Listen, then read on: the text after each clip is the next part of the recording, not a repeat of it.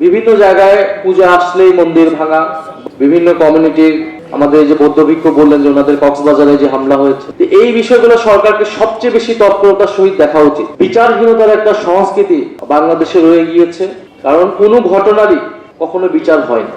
তারা এখনো এটা প্রচার করে যায়, আমরা ইন্ডিয়ান মিডিয়াতেও এটা বিভিন্ন প্রোপাগান্ডা দেখি যে এখানে হিন্দু নির্যাতন হচ্ছে, এখানে হিন্দুরা কোনোভাবেই নিরাপদ থাকবে না, অর্থাৎ একটা কমিউনিটির অভিভাবকত্ব তারা নিতে চায়। সেটাকেও যদি আমরা এই ন্যারেটিভকেও ভাঙতে চাই, তাহলেও আমাদেরকে বারবার করে সকল সম্প্রদায়ের, বিশেষত সংখ্যালঘু সম্প্রদায়ে যারা রয়েছে তাদের প্রতি যাতে কোনো ধরনের অনিরাপত্তা বোধ তৈরি না হয়, সেটা আমাদের নিশ্চিত করাটা সকলের দায়িত্ব। গণ অভ্যুত্থানের পরে এখানে আমরা দেখেছি যে মাদ্রাসার ছাত্ররাও কিন্তু মন্দির পাহারা দিয়েছে। আমরা চাই না যে মন্দির পাহারা দিতে হবে এরকম সময় বাংলাদেশে থাকুক, কিন্তু তারপরও সংকটমূল্য সময়ে এই যে একটা সম্প্রীতি, ঐক্য এবং একে অন্যের প্রতি যে ভয়, বিভিন্ন সমাজে ভয় দেখিয়ে বিভাজন করে রাখা, এইখান থেকে আমরা জুলাই গণঅভ্যুত্থানে কিন্তু অনেকটাই উঠতে পেরেছিলাম। কিন্তু তারপরে আমাদের নানা অনাকাঙ্ক্ষিত ঘটনা হয়তো ঘটেছে। আমি সরকারের প্রতি আহ্বান জানাবো, আমাদের হিন্দু, বৌদ্ধ, খ্রিস্টান সম্প্রদায়ের যে সকল দাবি দেওয়া আছে দীর্ঘদিনের, সেই দাবি দেওয়াগুলো যাতে তারা নিশ্চিত করে।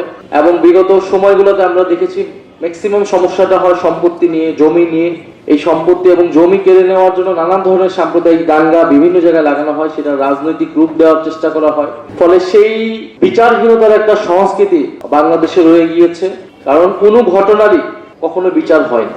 আমরা সেটা বিএনপির আমলেও দেখেছি, আওয়ামী লীগের আমলে তো আরো বেশি দেখেছি। সৈয়দ তুষার বললেন যে আওয়ামী লীগের যে ন্যারেটিভ, কিন্তু দেখা গেছে আওয়ামী লীগের আমলেই সবচেয়ে বেশি আগুন লাগানো হয়েছে, সবচেয়ে বেশি জমি দখল হয়েছে, সবচেয়ে বেশি সাম্প্রদায়িক দাঙ্গাগুলো হয়েছে। ফলে কোনো ঘটনার যেহেতু বিচার হয় না, ফলে এই ঘটনাগুলো বারবার ঘটতে থাকে।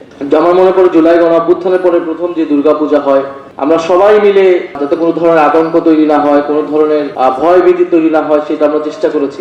যদিও বর্তমান আইন শৃঙ্খলার পরিবেশ সন্তোষজনক নয়, বিভিন্ন ভাবে এটা দেখতে পাচ্ছি, কিন্তু সাম্প্রদায়িক বিষয়টাকে আমাদের সর্বাধিকভাবে গুরুত্ব দিয়ে আমাদের এই আইন শৃঙ্খলার পরিবেশটা নিশ্চিত করা উচিত। এবং যদি এই ধরনের কোনো ঘটনা ঘটে, এই ঘটনার পুঙ্খানুপুঙ্খানু তদন্ত হওয়া উচিত। কারণ আমরা দেখি সোশ্যাল মিডিয়াকে ব্যবহার করে এখন কিন্তু খুব অল্প সময় একটা ছোট্ট ঘটনাকে একটা ভিন্ন কনটেক্সট দিয়ে, ভিন্ন রূপ দিয়ে একটা সারা দেশে এক ধরনের পরিস্থিতি তৈরি করা হয়, এবং এটার জন্য ওত পেতে থাকে বিভিন্ন এজেন্সি এবং বিভিন্ন রাজনৈতিক গোষ্ঠী। এটার ফায়দা নেওয়ার জন্য পরিকল্পিতভাবে সাম্প্রদায়িক বিভাজন এবং সম্প্রীতি বিনষ্ট করার চেষ্টায় আছে। কারণ বাংলাদেশকে তারা দেখাতে চায় যে এখানে সাম্প্রদায়িক সম্প্রীতি নেই। এটা দেখালে বিভিন্ন রাজনৈতিক গোষ্ঠীর লাভ হবে। আমাদের কাজ হচ্ছে ঐক্যবদ্ধভাবে সেই ষড়যন্ত্রকে প্রতিহত করা এবং জুলাই গণঅভ্যুত্থান সত্যিকার অর্থেই আমরা যেটা বলি দায় ও দরদের সমাজ বিনির্মাণ করা, একটা অন্তর্ভুক্তিমূলক সমাজ প্রতিষ্ঠা করা, সেটার লক্ষ্যেই তৈরি হয়েছিল।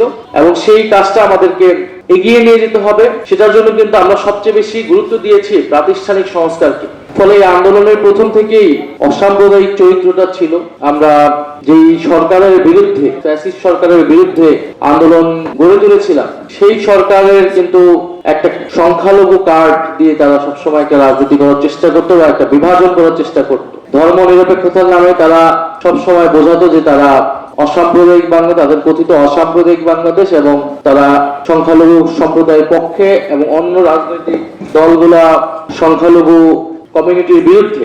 এবং একটা ভোট ব্যাংক আমরা সবসময় আমরা দেখে এসেছি বা শুনে এসেছি যে তারা ভোটের আগে একটা প্রচারণা, একটা প্রোপাগান্ডা তৈরি করতে, একটা ভয় আতঙ্ক তৈরি করে সংখ্যালঘু সম্প্রদায়ের ভোট নেওয়ার চেষ্টা করতো। তো এই নির্বাচনে আমরা এই কাছাকাছি ধরনের কৌশল আমরা দেখেছি। আমাদের জায়গা থেকে বক্তব্যটা থাকবে যে আমরা মনে করি যে সংখ্যালঘু সম্প্রদায়ের, যদি আমি বলি যারা মাইনরিটি কমিউনিটি আছে বাংলাদেশে, তাদের উচিত সকল রাজনৈতিক দলের সাথে সমানভাবে সম্পর্ক রাখা, কোনো নির্দিষ্ট কোনো দলের পকেটে চলে না যাওয়া। এতে করে তারাই ক্ষতিগ্রস্ত হবে। কারণ একটা সম্প্রদায়কে যদি দলীয়করণ করে ফেলা হয়, ওই দলের যত অপরাধ অপকর্ম থাকবে সরকারে বা সরকারের বাইরে থাকলেও, সেটা কিন্তু সেই কমিউনিটির প্রতিও চলে আসে এবং সমাজে একটা বিভাজন তৈরি করে। ফলে রাজনীতি বা ক্ষমতা, সরকার বা বিরোধী দল সমানভাবেই সকলের সাথে সম্প্রদায়গুলোর যোগাযোগ ও সম্পর্ক থাকা উচিত। একইভাবে রাজনৈতিক দলগুলোর ক্ষেত্রেও আমাদের সবারই উচিত যে বাংলাদেশের সকল সম্প্রদায়, ধর্ম, মতের সাথে যে সমানভাবে সম্পর্ক রাখা,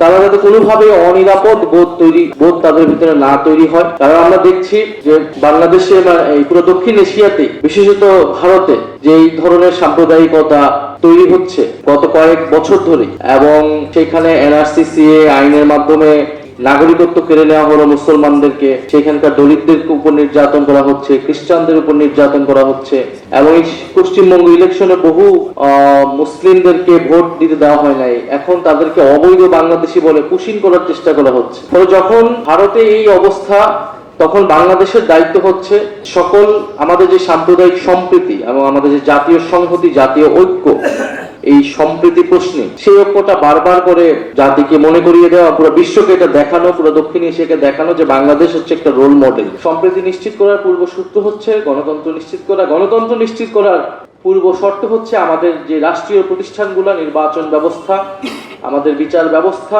সেটা নিশ্চিত করা।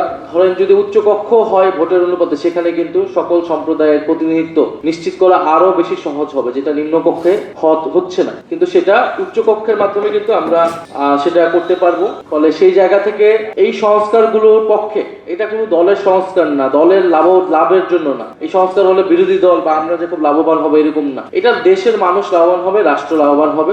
আপনারাও আপনাদের জায়গা থেকে কথা বলবেন, সরকারের সাথে যখন আপনারা আলোচনা করবেন এই বিষয়গুলো আপনারা বলবেন। যদি বিচার ব্যবস্থা ধরেন স্বাধীন নিরপেক্ষ থাকে, তাহলে যে কোনো সাম্প্রদায়িক হামলার বিচারের কিন্তু সুফলটা আপনারা পাবেন, কারণ বিচার ব্যবস্থা কোনো কেবলমাত্র সরকার বা কোনো সম্প্রদায়, কোনো দলের কুক্ষিগত থাকবে না। ফলে এইগুলো নিয়ে আপনারা ভাববেন, এবং বিচার, আমরা যেটা বলছি যে গণহত্যা যে হয়েছে, সেই বিচারগুলো নিশ্চিত করে আপনাদের জায়গা থেকেও আমি মনে করি দাবি উঠানো উচিত যে বিগত 16 বছরে যে সাম্প্রদায়িক হামলাগুলো হয়েছে সেগুলোর বিচারও নিশ্চিত করতে হবে। আমরা শুধু 16 বছরে গুম, খুন ইত্যাদির কথা বলতেছি, কিন্তু সাম্প্রদায়িক যেই ঘটনা হয়েছে সেগুলোর বিচারও যাতে নিশ্চিত করা হয়, সেই দাবি আমরা উঠাচ্ছি আজকের এই জুলাই সম্প্রীতি সমাবেশ থেকে। বর্তমান যে রাজনৈতিক পরিস্থিতি দেখতেছেন, যে দেশে আমরা একটা ভয়ের পরিবেশ আবারও দেখতে পাচ্ছি, বিরোধী মতকে দমন পীড়ন করার পুরনো কায়দা আমরা এই সরকারের মধ্যে দেখতে পাচ্ছি। তো আমাদের আহ্বান থাকবে যে দেশের যেই পরিস্থিতি, বর্তমান অর্থনৈতিক পরিস্থিতি, সার্বিক রাজনৈতিক পরিস্থিতি থেকে আমাদের সবারই